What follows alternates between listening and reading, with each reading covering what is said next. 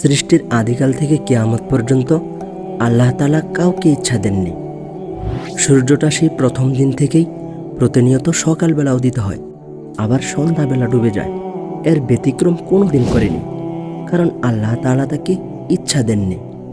ঠিক তেমনইভাবে প্রথম দিনের চাঁদটা কোনো দিন দ্বিতীয় দিনের মতো হয়নি, আবার দ্বিতীয় দিনের চাঁদটা কোনো দিন প্রথম দিনের মতো হয়নি।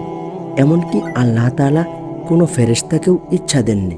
কেউ সৃষ্টির আদিকাল থেকেই রুকুতে ঝুঁকে আছে, কিয়ামত পর্যন্ত রুকুতেই থাকবে। আবার কেউ সেজদায় লুটে আছে। আল্লাহ তাআলা কোনো জাতিকেই ইচ্ছা দেননি, কিন্তু আল্লাহ তাআলা তার প্রিয় বান্দা মানুষকে ইচ্ছা দিয়েছেন। সেই ইচ্ছাটাকেই কেউ সারা রাত নামাজে কাটিয়ে দিচ্ছে, আবার কেউ তার ইচ্ছাটাকে সারা রাত অনলাইনের পাপাচারে কাটিয়ে দিচ্ছে। কেউ তার ইচ্ছার মাধ্যমে জান্নাতি হয়ে যাচ্ছে। কেননা আল্লাহ তাআলা ইরশাদ করেন, যে ব্যক্তি নিজ প্রতিপালকের সামনে দাঁড়ানোর ভয় পোষণ করত এবং নিজেকে মন্দ চাহিদা থেকে বিরত রাখত, নিশ্চয়ই তার ঠিকানা জান্নাত। তুমি খুব ব্যস্ত হয়ে পড়েছো, তাই না? রবের জন্য কিছু সময় তুমি ব্যয় করতে পারো না। 5 ওয়াক্ত সালাত তুমি আদায় করতে পারো না। আল্লাহর হুকুমগুলো তুমি আদায় করতে পারো না। দুনিয়ার এই ছোট্ট সময়কে হেসে খেলে পার করে দিচ্ছ।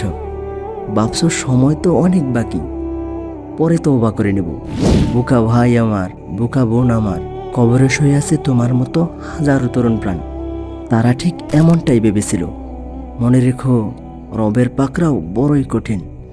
আল্লাহ আমাদের সকল ভাই বোনদের হেদায়েত নসিব করুন, আমিন।